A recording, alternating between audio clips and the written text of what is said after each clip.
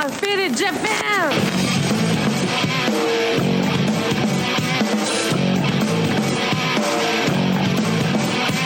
Yeah, all the time me on business. I'm all about my business, but I ain't got no briefcase. Yeah, all I got's some whiskey.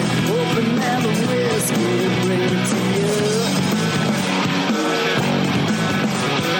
Yeah, I'm leaning up against the door, and my feet are to the floor, and we're messing on go. Yeah, I've been in before. I'm a broken man, needing remedial lands. I'm all about my business. Let me love you till the morning. Let me love you till the morning, yeah.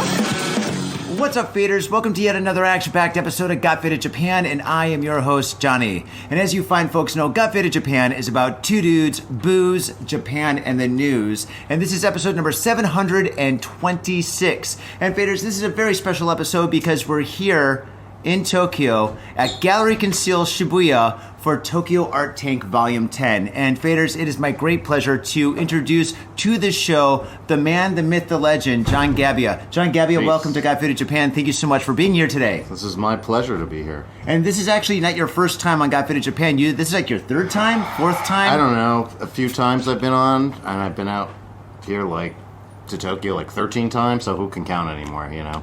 Well, you just did. That was 13. So anyway. I don't know if it might be 14, might be 12, but, it Really? all starts to bleed together. I think coming to Japan anytime over 10 times is pretty much like, Does that make me, not so much of a tourist anymore? You're not a tourist. I'm less of a tourist. You're not a tourist. I don't look like a complete douche when I'm walking down the street. Well, not all tourists kinda know. Like douches, no. But anyway, faders, John Gebbia is our special guest here at Tokyo Art Tank. He flew in from New Jersey to show this amazing artwork that's behind me. And if you're watching this on YouTube, thank you very much. You can see it, and if not, you should be. And thank you very much for listening to Got Fitted Japan. But anyway, behind us, we got a lot of amazing work, John. Of course, we've got your comic book over here, your stickers, and why don't you bring on one of these comic books and show the guys? You can showcase that. Dose is a science fiction book, and it's the only science fiction comic about meta drugs, kaiju sex, and ultraviolence. And if you're interested in reading it, you could read it for free on dosecomic.com. You are a terrible salesperson. Yeah, well, it's not my idea to give it away for free, but that's besides the point. So. Okay, all right, fair enough. But this is absolutely fantastic. I've bought a couple of issues of this, and it's spectacular. And you did the art for this, and this art is absolutely amazing. This is incredible. Yeah, thank you so much. Yeah, this looks great. I've got a couple covers for the new issue right behind me there as well, which it's kind of hard to see with the camera, but... Kind of a cool thing about your comic is you guys write it in both English and in Japanese. Yeah, so Sean Ellis is the writer, and he's the, one of the co-creators. I'm the other co-creator, of course, and we're starting to get it translated in Japanese. So we have the first two issues translated so far. That's fantastic. Yeah. And in English, we're up to issue 5, and I'm finishing up issue 6 right now. Marvelous. Not at this moment, but of course. But okay, cool. If somebody wants to get a hard copy of this, how can they get a hard copy? They could also go to dosecomic.com and buy it right from the store. Fantastic. On the website. And that's DOSCCOMIC.com, correct? That's right. Okay, excellent. Faders, that's going to be the show notes. If you go down below, you can click on that and pick yourself up a copy of Dose Comic, and you should. And so we've got this, and now you've got toys. You've expanded into toys and fine art. Yeah, so let's talk about the toys. So, I've collected a lot of sofubi over the years and Japanese toys forever and ever and ever, but just right after the pandemic, I reconnected with a friend that I knew from, before I moved to California. Yeah. And so he lives in New York, and he makes toys for a living, and he kind of, set me on the path on how to do resin casting and doing it all on my own right at home. So... I've got a few pieces here. The first toy I ever did is just like a one-piece sculpture. I don't know if you can see it. His name is Goobymon. He's just a little monster guy eating some ramen. And Nice. I love it. I love the colors, too. I graduated to something a little bit more complex with articulation, and this is fancy kaiju goo. Get out of here. You made that by hand. I made this all by hand. No computers, no 3D printing. I did the sculpture by hand, and then I do some... rubber and resin casting with silicone molds right in the garage. That is so cool. Can I touch that? Yeah, please do. Wow, how much? This is heavy. This has got some weight to it. Yeah, I mean, it's hollow, but it does have some weight to it. No, but I want a toy that has weight to it. I don't want a toy that's like really light that's going to blow away in the wind. Away in the wind. Yeah, I don't want that. This is marvelous, dude. The detail on this is spectacular. I like the way it feels too. I want to cuddle it. Yeah, this is nice. His name is Fancy Kaiju Goo, and he loves to be cuddled. So. Oh my gosh, he's fancy. He's got a little bow tie. How cute is that? And also, googly eyes. What the hell is this? If anybody out there is interested in buying these toys, you can also go to dosecomic.com. In the store, you'll be able to find some of these toys for sale as well. Marvelous. This is so cool. How long does it take to make something like this? Well, I mean, the sculpting probably takes the longest, but once the sculpture and the molds are made, there's about 7 pieces to this. 7 pieces? It's the head, the body, the tails, 2 pieces, 2 feet, and the face. But to make, I could probably make about 6 to 8 heads and bodies in a day. Jeez. And then the faces, I have 4 molds, so I can make like 30 of those in a day. Wow. But the feet are a little bit harder. But yeah, so pretty much I made about 40 of these in the past 2 months, along with a whole bunch of other stuff. So, oh, that's spectacular. Very cool. Yeah. Very cool. Excellent. So awesome. You got to, and this one, wait, if you touch it, it changes colors? This one in particular, which is not available online, it's only available here at Tokyo Art Tank at the Conceal Gallery Shibuya. Is that what it's called? Or Gallery Conceal Shibuya? You know, I'm dyslexic. Or so what, something like that. But that's only Conceal Shibuya. This one is only going to be available at the gallery and at Tokyo Comic Con in a couple weeks, which is December 8th to the 10th, I believe. But this one changes color with heat. So if you give him some love and squeeze him a little bit, touch him, he starts to turn pink. That is so cool. That is so cool. And then these over here, these are like night lights or something for like a kid's room? So I have a version of the Fancy Kaiju Goo that's a nightlight, and Johnny, for you, I've got a gift. Right here on the show. You get your own right here to have. No. I got to pay you for this. Yeah, that's a gift. Or I could steal it or something. How about convince people to buy my paintings? I already did. Because they cost a lot more than this, and I need to pay bills. So, yeah, this is a gift. What? Are you serious? I want to be like as Japanese as possible. I'm giving you a gift. Oh, you refused it a couple times. Now take it. All right, fair enough. I refused it 3 times. Okay, I'm good. Isn't there like a kind of cultural thing where you're supposed to you give a gift and you're supposed to refuse it and go back and forth a couple times or something? I remember them telling us that in language school, in Japanese language school. Really? Maybe. But that's not a thing anymore. I don't know. This is incredible, dude. Wait, so this is going to like change colors and stuff? Just like these ones back here. Oh my god, this is crazy. How much do you sell these for? Well, I sell them for 150 USD. Take it. No, come on, man. Are you serious? Wow, thank you. It doesn't cost me that much to make, so. All right, well, I'm going to get you back something. We're buying beers after. No, dude, I told you. Help me get these paint. I don't want to take these back home to New Jersey. They're huge. I don't want them anymore. Okay, well, I want the one not this one. This one already sold, I think, and then this one here is pretty sweet. So I like that one a lot. My wife likes it too. So that one's super cool. But let's talk about your paintings because your paintings, your artwork, your toys, everything is very different. So real quick, let me say, I went to art school in the early '90s to draw comics. I've always been in and out of the industry. I've always been drawing comics, but about 8 years ago, I wanted to, try to learn how to paint. They never taught us that in art school, so I did some oil painting. These are from like 8 years ago, and they're pretty much, I have not really done much more painting than what you see up here, and I'm a self-taught painter, and I'm also colorblind, so I was able to pull it off, I guess. You're colorblind. I mean, not like a dog. I can see some colors. Yeah. But I definitely can not see other colors, and I have to use color theory I have to be pretty conscious of it when I'm painting or coloring because if I don't, it just looks terrible. We were neighbors in San Francisco for years. We lived in the same building. 1998. Oh, God. I didn't have gray hair in my beard then. Most of the people that are watching and listening to this weren't even born in 1998. But anyway, don't pull some ageist shit on the people on the who cares if they're young against or not? myself. Holy smokes! Yeah, I told you about my doctor, what he said about my insides. But you have a baby face, Yeah, baby face. Yeah, that only 40-year-old baby face. Okay, all right, there we go. But anyway, so we were neighbors, and your apartment was like completely full of colors. You were working for a slave labor graphic. No, you were working. Well, my first professional job in the comic book industry was with slave labor graphics, doing a comic book called Gloom Cookie, which was not particularly the style of comics I personally enjoy, but it was a great experience nonetheless. And if anybody out there knows the comic book Milk and Cheese, that was slave labor graphics, like one of their most famous comics. Also, Johnny the Homicidal Maniac was another really famous one, Squee. Yeah, Squee. So that I was working for that company. And Yeah, then it's a good the company. second comic book I did with them, which of course you helped me do the website, was A Lot of Love. A lot of love. Which I still got a copy of that. by the totally way. bombed. It did terrible.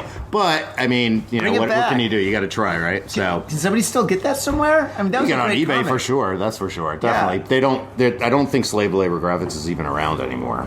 Really? I'm not sure, but yeah, you could definitely find A Lot of Love. I don't want to promote that. I don't want anybody to read that. I only want people to buy Dose. Dose. Get a double dose of Dose. Yeah, buy it on dosecomic.com. So, okay, you're colorblind. I'm colorblind. You're yes. dyslexic. I'm not dyslexic. No, You're left-handed. I'm right-handed. Okay, whatever.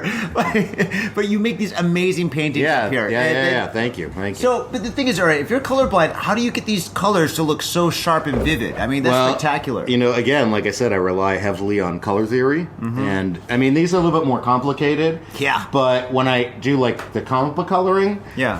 basically I'm using primary, kind of complementary colors, and then a secondary color. So it's really like looking at the color wheel. I don't really look at it anymore, but I kind of know what's on one side of the color wheel and what's on the other, and then the secondary color would be like something next to one of those primary colors on the color wheel. I think I don't really know, but somehow I figured it out. I don't know what. I believe me, there's a lot of stuff you don't see up here that were totally fucked up and got trashed because it was just terrible. So but we don't need to worry about those. No, every artist has their projects that aren't 100% perfect. Sure. But I think these colors are extremely amazing. I can think even they're very bring- emotional. These are small, so I Yeah. can actually hold Yeah, let's take that out. one close. It doesn't look half as good.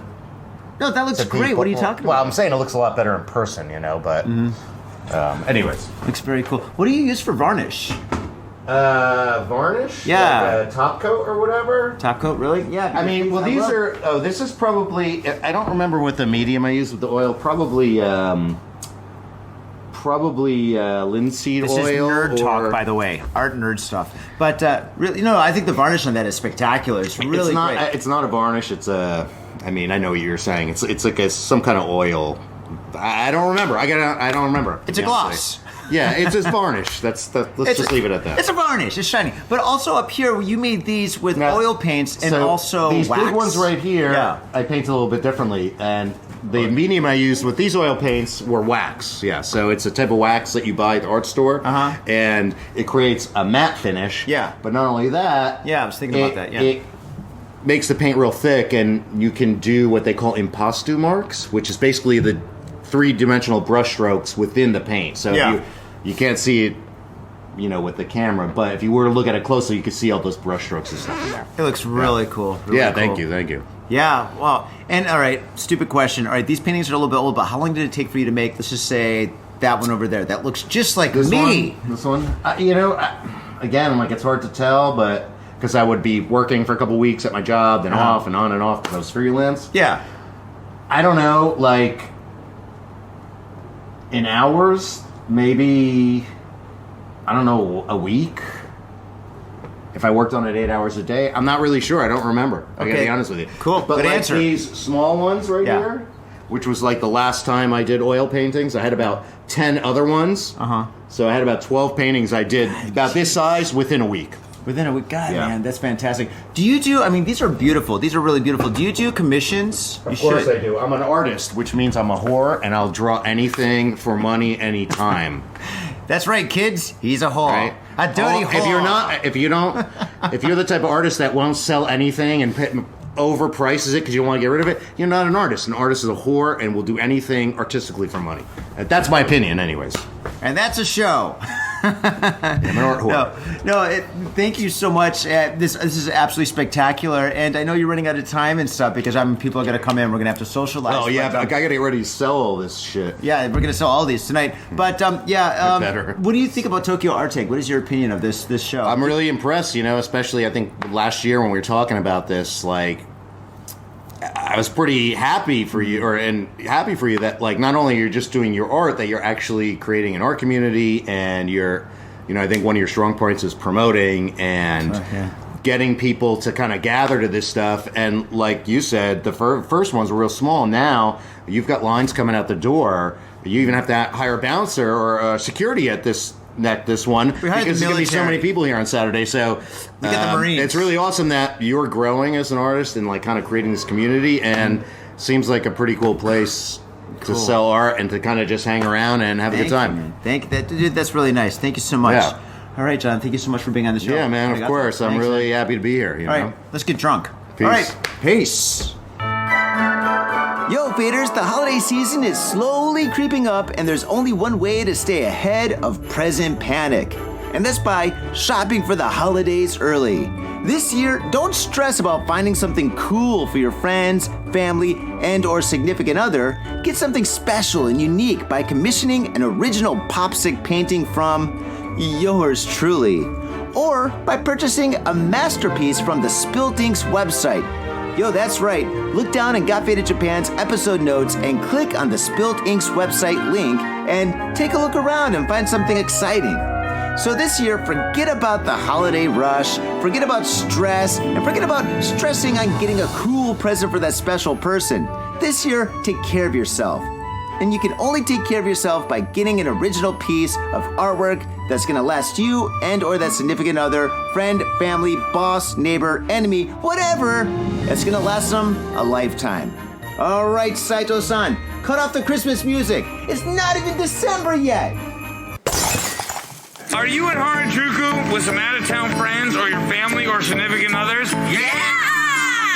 Do you want to chill and drink beer and eat sandwiches while your friends overpay for glitter unicorn socks? Yeah! And the flavor's gonna make you complete at Harry's Sandwich Company. So come on down to Harry's Sandwich Company in the heart of Harajuku, right off Takeshita Street. See you there! Mitsuya Liquors. Yo, what's up, faders? If you're in Asia, if you're in Japan, if you're in Tokyo, if you're in Asagaya, you better get down to Mitsuya Liquors. That's right, for the most affordable prices in Japan, you can get over 300 different kinds of beer. That's right, over 300 different kinds of beer. And of course, they got all the shochu you need, all the sake you need, and of course, they got wine from California to Italy to France to New Zealand. They got it all.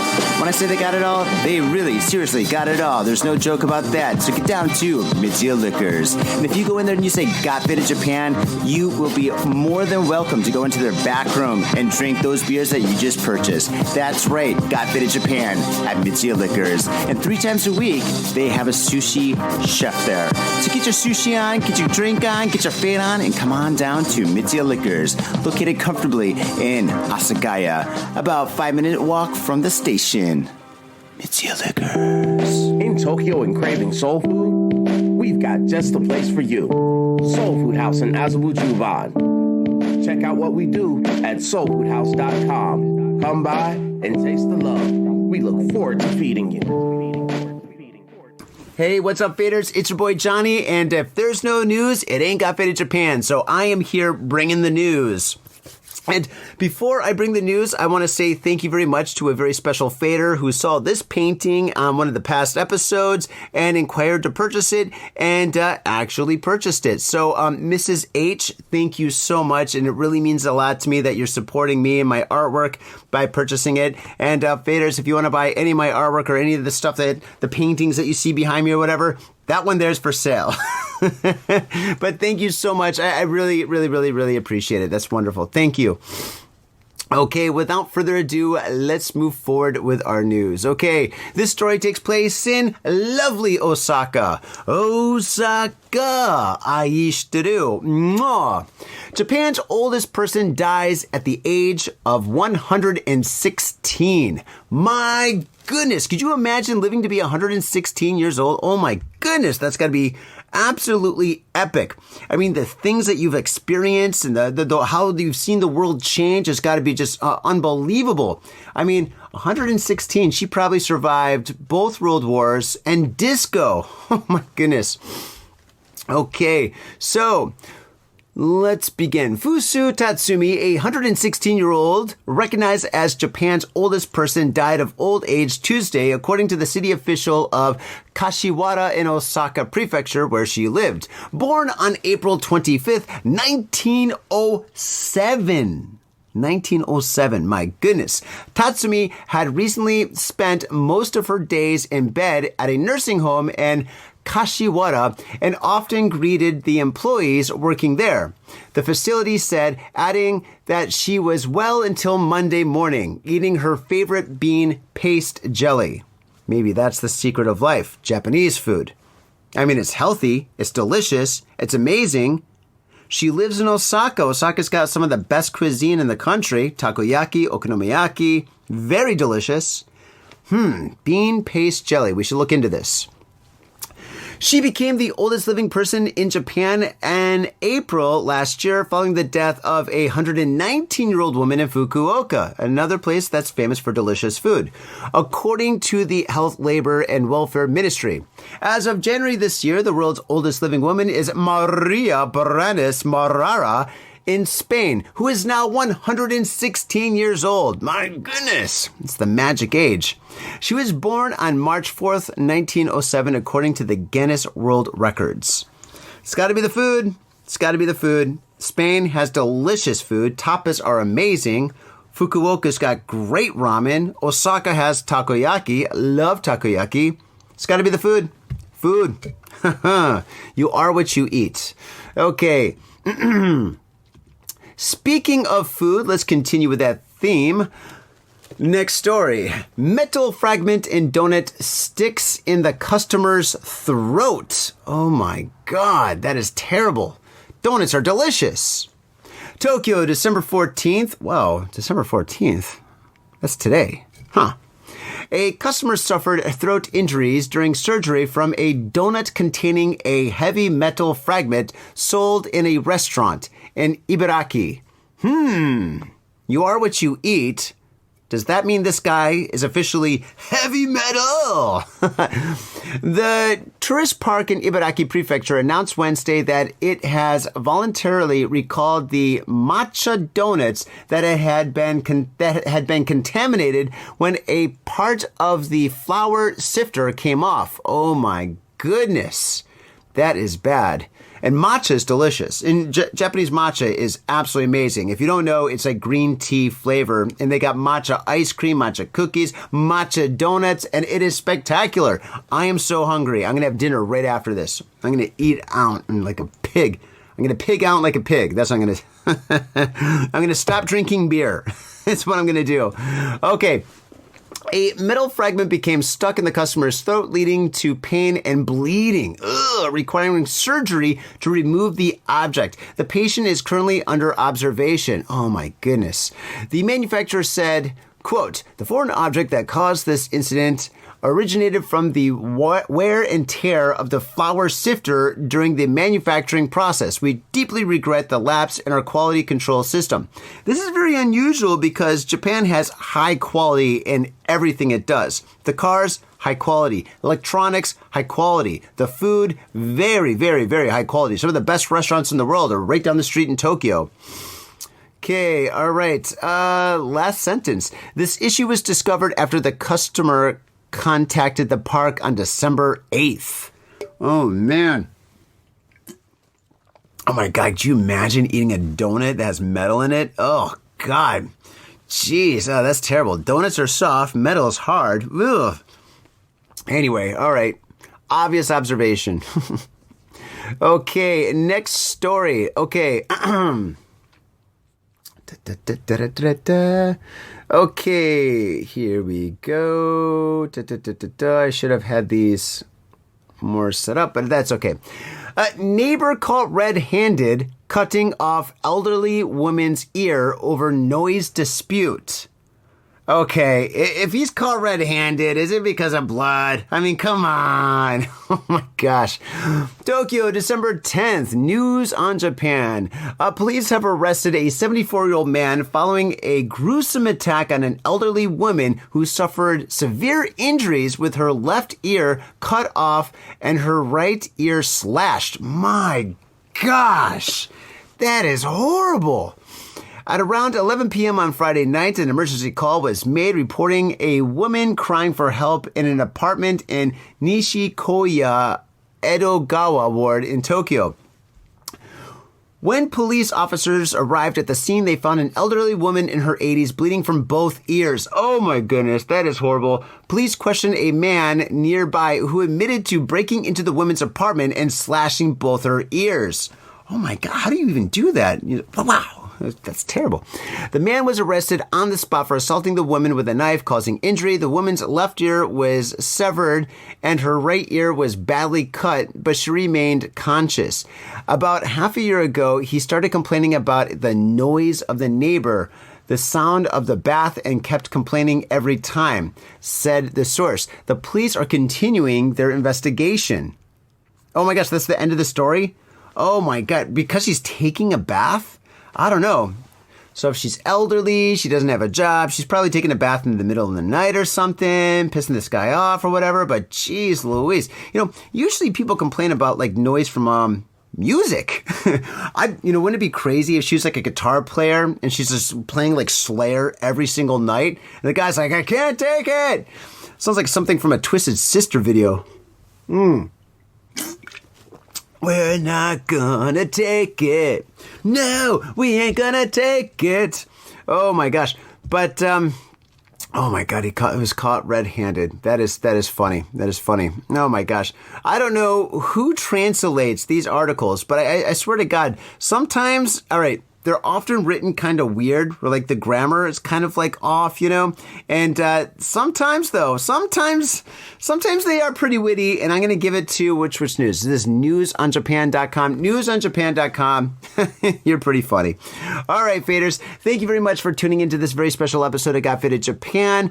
I'm your host, Johnny. If you want to support the show, I've got paintings behind me. You can buy, well, not this one, not Neo New York, but this one over here, Neo Tokyo, that's available. I also have Neo Berlin. Go to my website. It's down in the show notes. Check it out and stuff. You can support me there, but if you want to support the show, go to iTunes, give us a 5-star review, write something groovy if you can.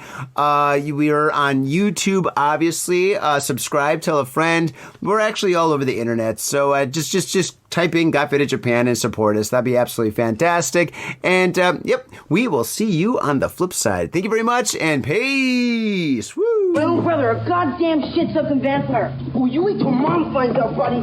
I've got a government job to abuse and a lonely wife to fuck. As far back as I can remember, I always wanted to be a gangster. God, the pressure! I can't take it!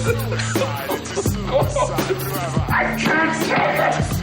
I can't stand to it! You sure excuse me? We're going freaky!